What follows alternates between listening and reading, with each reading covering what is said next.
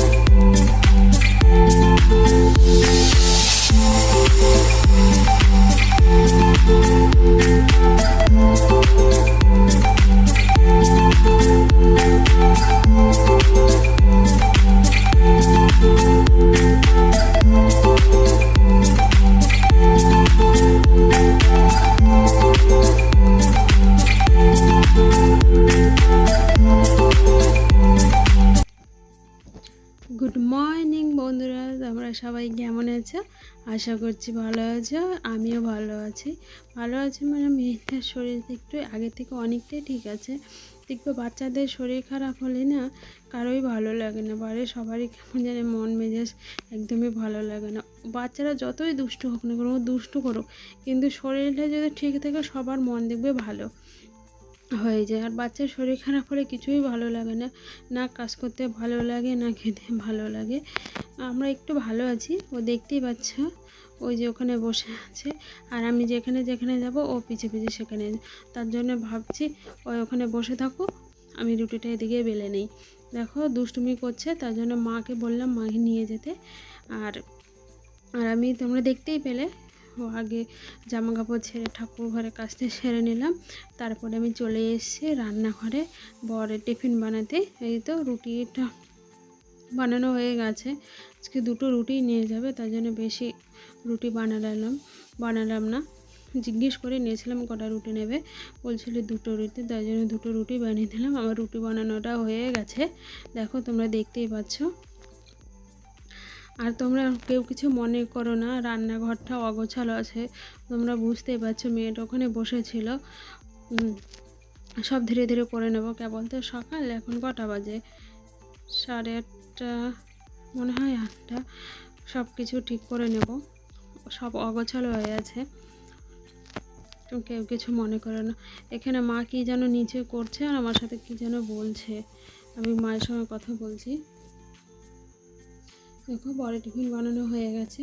Tiffin বাকিতে ইয়েটা দিয়ে দিচ্ছি, সবজিটা দিয়ে দিচ্ছি, আর এখানে রুটি দিয়ে দিলাম। রুটিটা দিয়ে দিলাম। টিফিন বাটিটা ভালো করে এই যেখানে পেঁয়াজ কেটে পেঁয়াজ নিয়ে যাবে, তারপরে চা দেব। পেঁয়াজটা ধুয়ে নিলাম, দেখো ওখান থেকে চিনি নিলাম, এখন চা দেবো। তোমাদেরকে আগেই তো বলেছিলাম আমরা যখন চা বানাই তখন মিষ্টি দেই না, মানে চিনি দেই না, পরে দেয়। কেন কি বাবার সুগার আছে, তার জন্য আমরা পরে চিনিটা করে নিই, মিলিয়ে নিই। আর ফ্লাক্সটা থেকে চাটা ঢেলে নিলাম। চলো বন্ধুরা চাটা দিয়ে দিই, আর বিছানা গোছাবো এখন গিয়ে।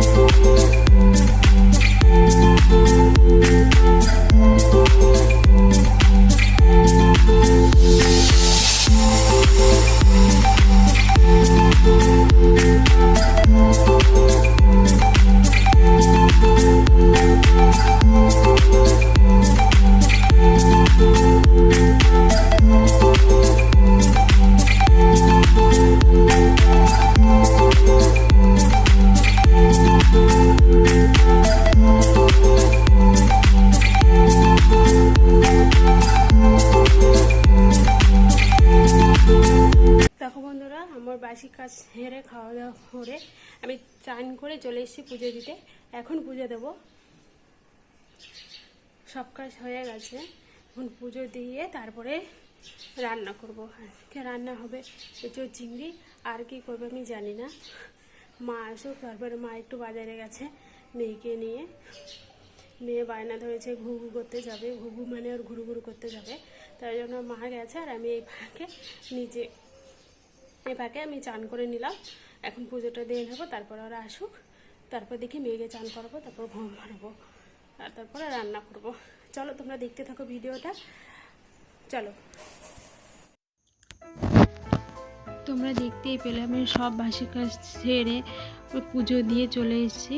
সবজি কেটে তোমাদেরকে বললামই তো পুজো দিয়ে চলে এসেছি। আর দেখো তোমাদেরকে আমি কী বললাম, আমি যেখানে যাব মেয়েও সেখানে যাবে। এই যে আমি এখানে সবজি কাটতে এসেছি, আর ও আমার পিছে পিছে চলে আসে। আমার কিছুতেই এখানে সবজি কাটতে দেবে না। আমি পরে এখানে সবজি কাটতেই পারিনি জানো, পরে চাকু মাকে বললাম মা কেটে দিতে। এই সবজি কাটতে যে আমাদের কত টাইম লেগেছে সে তো আমি জানি আর মাই জানে। একবার মা কাটছে, একবার আমি কাটছি, একবার মা কাটছে, একবার আমি কাটছি, এই করছি দুজন মিলে। এই যে দেখো দেখো কি দুষ্টু করে বাপরে বাপ সারাদিন। এই চলে আমাদের সাথে, কোন দিক দিয়ে দিনটা পার হয়ে যায় আমরা বুঝতেই পারি না। এই যে আমি এখানে কিছুতে আর সবজি কাটতে পারলাম না, কেন কি ও দেখবে, তোমরা খালি ওর ভাবটা দেখো আমি কতবার সরিয়ে দিচ্ছি, ও বারবার করে দিকে চলে আসছে। আমি আর রিস্ক নিতে চাইলাম না, কেন কি বটিটা আছে, কখন কি হাত দিয়ে দেবে বাবা, তার জন্য আমি উঠেই পড়লাম। ও দেখো দেখো দেখো দেখো দেখো দেখো কোথায় এসছে, দেখেছো ঘষতে ঘষতে কোথায় চলে আসছে, দেখেছো। তাহলে আমি কি করে এখানে সবজিটা কাটবো বলো, তোমরাই বলো, দেখলে তো। এই যে আমি কিছুতেই ওখানে সবজি কাটতে পারলাম না, চলে এসেছি একবারে রান্নাঘরে। রান্না করতে এখানে দেখো মাছ ভাজা বসিয়ে দিয়েছি। মাকে বললাম মা সবজিটা কেটে দিল। এই যে আমি এঁচোড়টা দিয়ে দিচ্ছি গরম জলে, ভাপিয়ে নিই।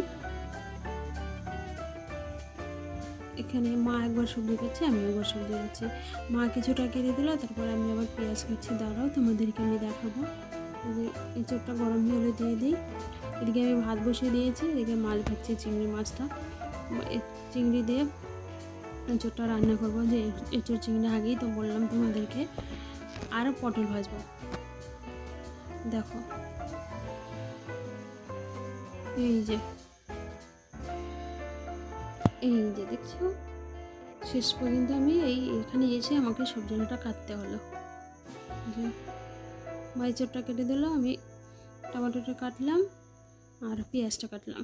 এই যে আমার রান্না প্রায় হয়ে গেছে।